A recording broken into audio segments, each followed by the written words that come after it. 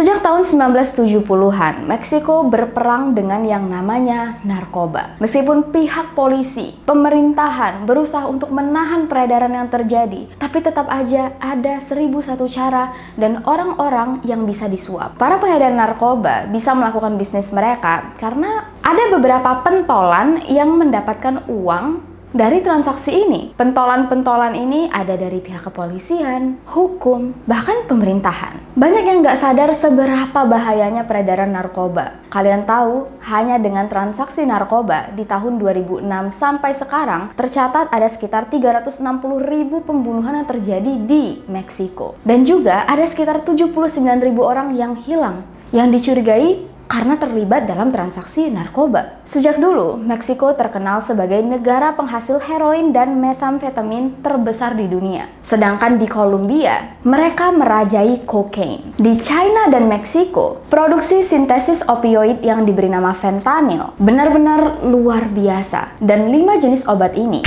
adalah 5 jenis narkoba yang paling berbahaya dan paling sering diedarkan. Bahkan di tahun 2019 sampai 2020, peredaran meningkat sebanyak 5 kali lipat. Peredaran heroin dan metamfetamin dari Meksiko, kokain dari Kolombia, fentanyl dari China, pastinya merambat masuk ke negara tetangga mereka, yaitu Amerika. Makanya sejak dulu, Amerika berusaha membantu Meksiko untuk memenangkan perang narkoba ini, karena mereka juga menjadi korban. Amerika sendiri punya yang namanya Drug Enforcement Administration atau DEA, yang berisikan orang-orang intelijen yang menyamar, kadang-kadang masuk ke Meksiko untuk mencari dalang-dalang pengedar narkoba yang biasa disebut sebagai kartel. Kartel sendiri punya sejarah yang sangat panjang, dan di video kali ini kita akan membahas beberapa nama yang mungkin juga pernah kalian dengar. Tapi kita bakal berfokus pada satu julukan, yaitu El Pozolero. Kalau kalian coba mengartikan apa itu El Pozolero, gak ada artinya, karena pozolero sebenarnya diambil dari salah satu makanan khas Spanyol, yaitu sup daging. El Pozolero artinya orang yang memasak sup daging. Terus apa kaitannya dengan video ini? Buat kalian yang penasaran, langsung aja kita bahas. Welcome to Ruang Gelap.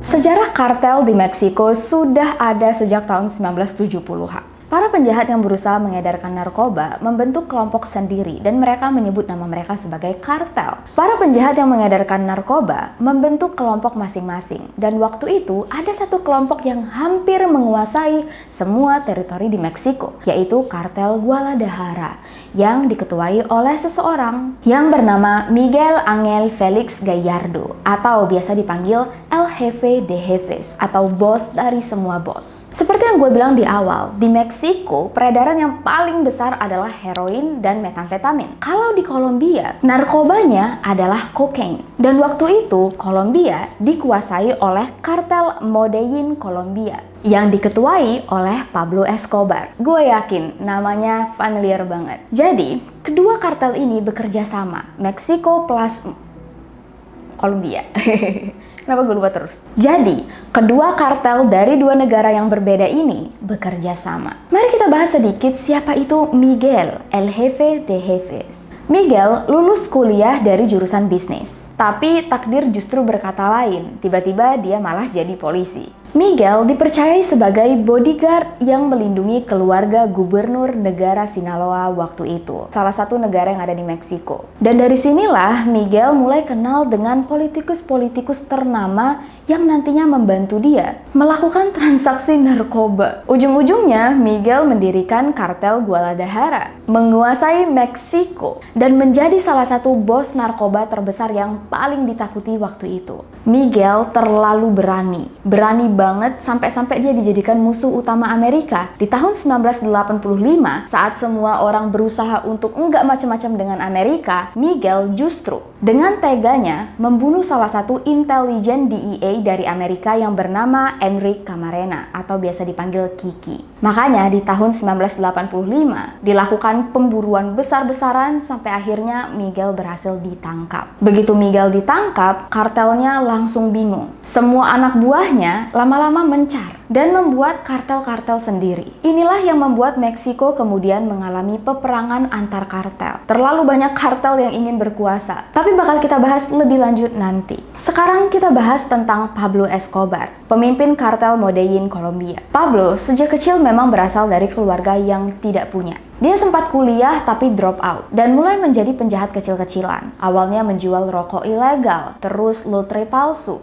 Lama-lama berani maling motor. Semakin lama kejahatannya semakin buruk dan ujung-ujungnya Pablo terlibat dalam dunia narkoba. Pablo sih awalnya nggak menyebarkan narkoba ya, tapi dia menyerang orang-orang yang terlibat transaksi narkoba. Misalnya nih, ada yang macem-macem, ya udah anggota keluarganya diculik oleh Pablo, dijadiin sebagai sandera dan juga kadang-kadang dia minta uang tebusan. Kalau kalian nonton kasus Kimberly Antonakos, itu kan para pelakunya juga orang-orang yang suka menculik orang-orang yang terlibat dalam narkoba ya. Nah, si Pablo ini juga agak-agak sama. Sampai ujungnya dia malah jadi kepala yang mengedarkan heroin di Kolombia. Waktu Pablo Escobar meninggal, harta yang dia tinggalkan sebanyak 70 miliar dolar Amerika. Kalian tahu itu kalau dirupiahin berapa? Nih ya, gue sampai Google. Setara dengan 1 kuadriliun 80 triliun 8 miliar 500 juta 10 rupiah. Gue sampai Google gimana cara baca 16 digit angka ini. Kayak kalau diuangin sebanyak apa ya? Uang kekayaan ini berhasil dikumpulkan oleh Pablo karena dia mengumpulkan narkoba dari Peru, Bolivia, Ekuador, dibawa ke Kolombia, terus disinyalir lagi ke Amerika. Pablo sangat-sangat bengis. Waktu dia berjaya, siapapun yang berusaha untuk menyetop atau menghalangi transaksinya bakal dibunuh. Gak peduli polisi, hakim, politikus, masyarakat biasa, habis. Gara-gara Pablo, Kolombia dikatakan sebagai pusat pembunuhan di dunia. Bayangin. Pablo sendiri akhirnya meninggal di kampung halamannya 1 hari setelah merayakan ulang tahunnya yang ke-44 tahun. Miguel dan Pablo bisa dibilang adalah raja di negara mereka masing-masing waktu itu. Mungkin suatu hari kita akan bahas apa yang kemudian terjadi di Kolombia setelah Pablo meninggal. Tapi di video kali ini kita bakal bahas apa yang terjadi di Meksiko setelah Miguel ditangkap. Begitu bos kartel Guadalajara ditangkap, anak buahnya masing-masing berpencar dan membuat kartel masing-masing. Setiap kartel menguasai wilayah masing-masing dan biasanya mereka berantem untuk memperebutkan wilayah yang dianggap profitable. Muncullah beberapa nama kartel yang cukup besar, tapi ada 2 yang bakal kita bicarakan kali ini. Karena mereka lah yang paling berkuasa waktu itu. Kartel pertama adalah Kartel de Sinaloa, yang didirikan oleh El Chapo. Namanya pasti nggak asing juga. Yang kedua, Kartel Jalisco Nueva Generación atau CJNC, yang waktu itu dipimpin oleh beberapa bersaudara. Semenjak kartel Guadalajara pecah menjadi kartel-kartel kecil, kota Guadalajara jauh dari kata aman. Hampir semua warga di situ takut untuk keluar. Karena bisa aja nih, kita lagi jalan, tiba-tiba ada transaksi narkoba yang berlangsung dengan ricuh, malah kita yang jadi korban karena dikira salah satu komplotan. Belum lagi penculikan sangat-sangat marak. Udah sampai nggak tahu lagi mau ngelapor ke polisi apa mau ngelapor kemana. Karena ngelapor ke polisi pun nggak tahu polisinya korup atau beneran mengurusi rakyat. Salah-salah kita yang ngelapor, kita yang dituduh sebagai musuh. Dan yang paling mengerikannya lagi, di jalan-jalan kadang-kadang mayat bergeletakan. Dan gak ada yang berani untuk macam-macam karena ya meskipun mungkin niat kita baik, kita nggak tahu juga itu ulah kartel mana. Salah-salah kita lagi yang dibilang sebagai pemberontak atau orang yang berusaha untuk menghentikan transaksi mereka. Jenazah kadang dibiarin aja tergeletak di jalanan, kadang digantung di bawah jembatan. Bener-bener jauh dari kata aman. Setelah bertahun-tahun diteror dengan kasus penculikan, pembunuhan, dan mayat yang bergelimpangan di mana-mana, suatu hari kota Guadalajara berangsur-angsur pulih, membaik. Kota terasa lebih aman, lebih bersih. Sudah jarang ada jenazah yang bergelimpangan. Sedikit demi sedikit masyarakat mulai merasa aman. Mereka pikir mungkin pemerintahan Meksiko akhirnya bisa mengatasi perkelahian kartel-kartel ini. Tapi anehnya, kasus penculikan tetap terjadi.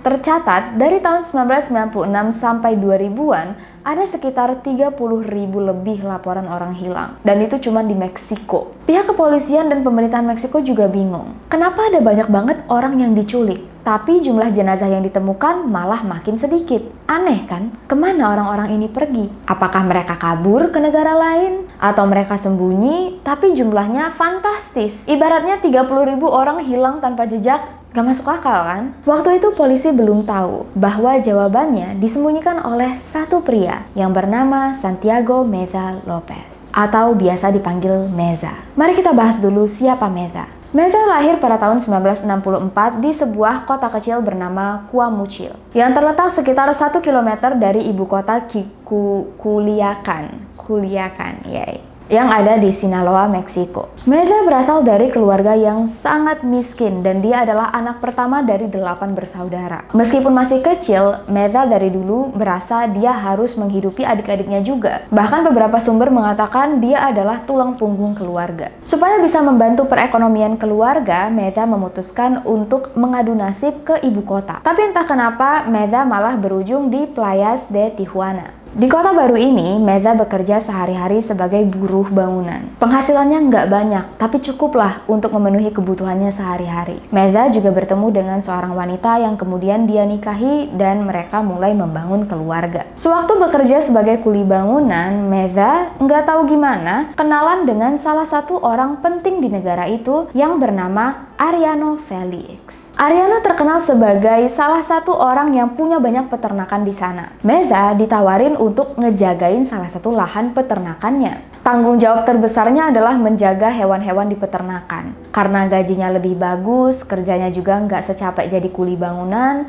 Meza setuju. Dan rupanya, Ariano merasa puas dengan hasil pekerjaan Meza. Nggak cuman bisa menjaga hewan-hewan ternak, Meza juga bisa disuruh-suruh yang lain. Pokoknya, Ariano nyuruh apa, Meza pasti bisa dipercaya. Karena berhasil mendapatkan pengakuan dari Ariano, Ariano menyuruh Meza untuk naik kelas ya. Meza disuruh untuk menjaga salah satu depot milik Ariano. Katanya, dari sinilah Meza tahu bahwa Ariano rupanya pemimpin kartel Tijuana, salah satu kartel yang ada di Meksiko yang lagi berantem dengan kartel Sinaloa, salah satu kartel yang wow. Jadi Meza tahu kerjaannya ini sangat-sangat berbahaya, tapi dia menyanggupi karena duitnya bagus. Hampir setiap hari selalu ada pertikaian antara kartel Tijuana dan kartel Sinaloa. Satu persatu orang juga mulai hilang, ada yang terbunuh, dan itu sudah bukan rahasia umum.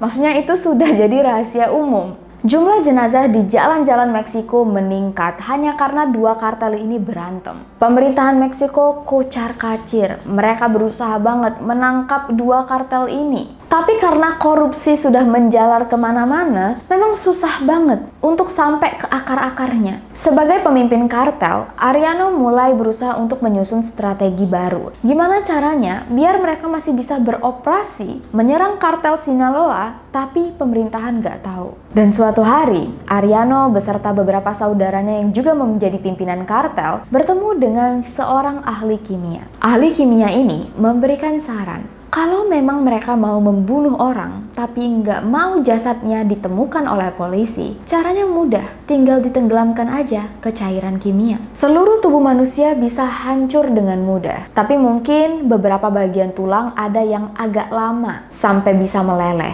Jadi sisa-sisa tulang ini bisa dikuburin atau dibuang ke sungai. Intinya ya, nggak bakal ditemukan oleh polisi selama penguburan dan pembuangannya dilakukan dengan sangat hati-hati. Waktu itu, teknik ini belum diketahui oleh banyak orang dan Ariano merasa ini adalah cara yang tepat untuk mengelabui polisi.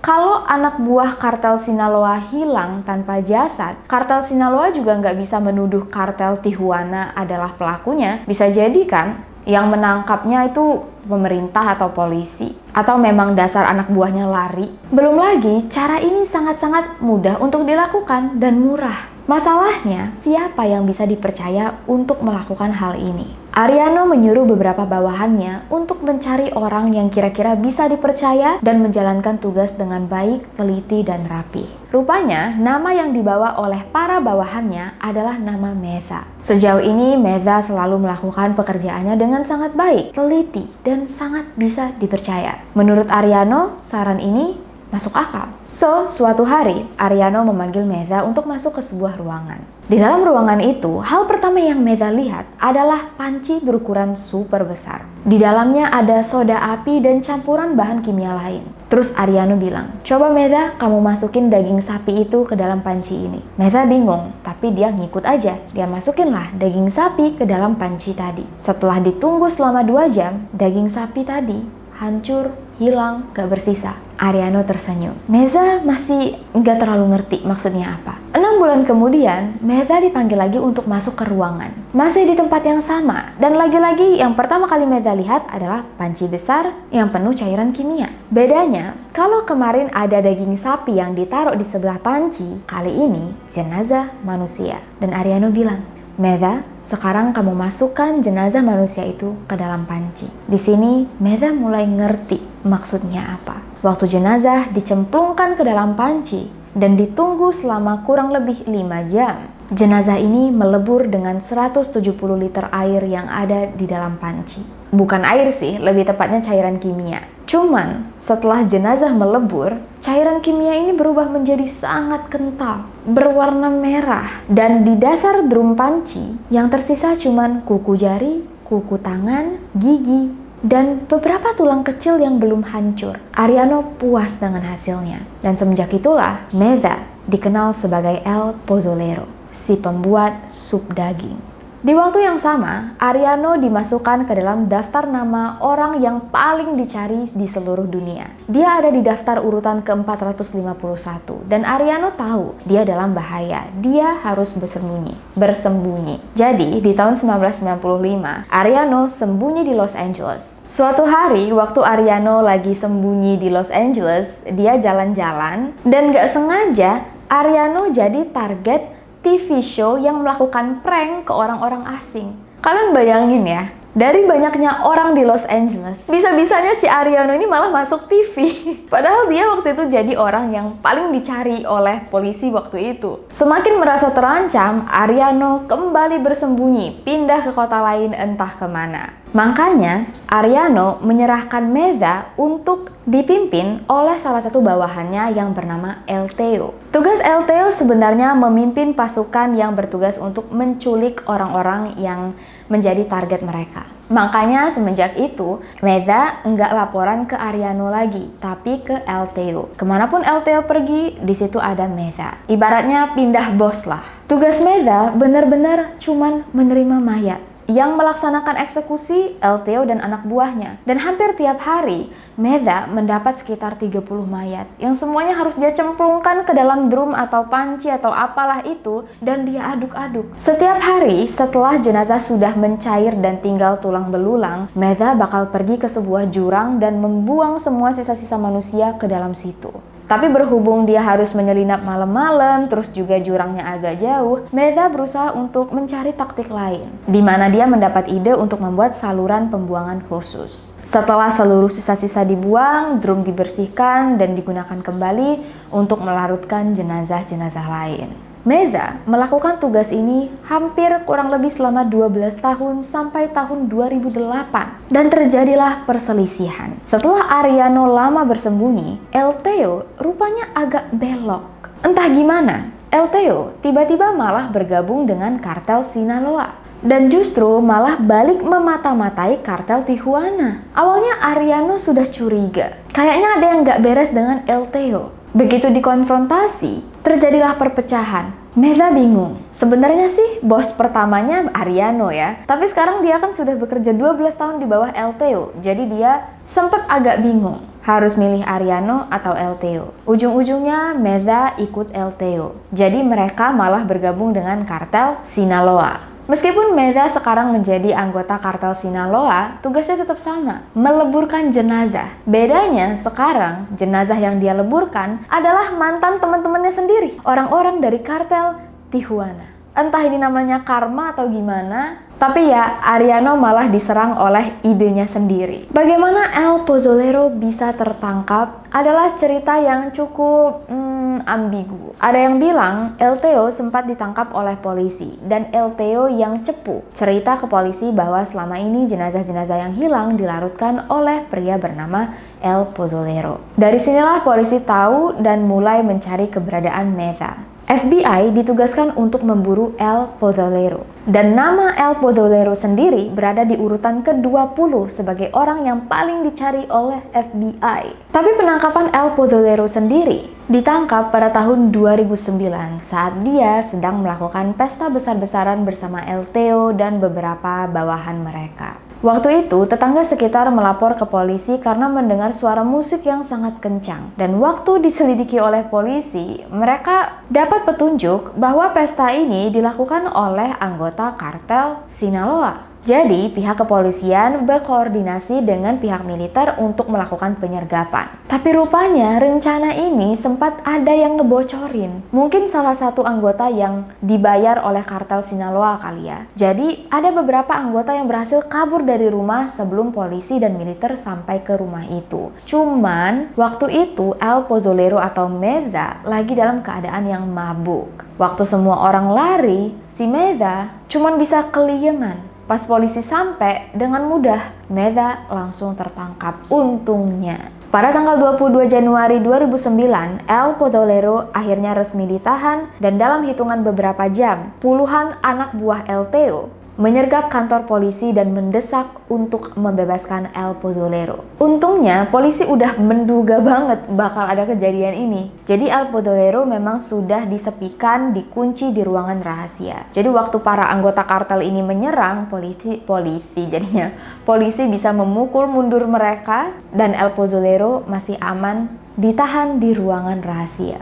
Waktu diinterogasi oleh polisi, El Pozzolero nangis. El Pozzolero bilang dia melakukan semua ini hanya untuk menghidupi keluarganya. El Pozzolero mengaku dia nggak pernah menghabisi korban, dia cuman meleburkan korban-korbannya aja. Dan kira-kira selama 12 tahun ada 300 jenazah yang dia leburkan. Cuman menurut polisi kalau mereka hitung-hitung kayaknya lebih dari 1000 jenazah. Karena waktu tempat pembuangannya digali oleh polisi, kalian tahu banyak jenazah yang dikubur? Berat tulang belulang yang ditemukan polisi sekitar 250 kg. Mungkin dari sini polisi menyimpulkan ada lebih dari 100.000 orang. Soalnya yang dikuburkan cuman kuku, gigi. Kalau beratnya sampai 250 kg itu bayangin ada berapa banyak orang. Polisi juga menemukan sekitar 16.500 liter cairan kimia dari dalam septic tank. Jadi, di tahun 2012, El Pozzolero yang pada saat itu berusia 48 tahun dinyatakan bersalah dan dijatuhkan hukuman selama 10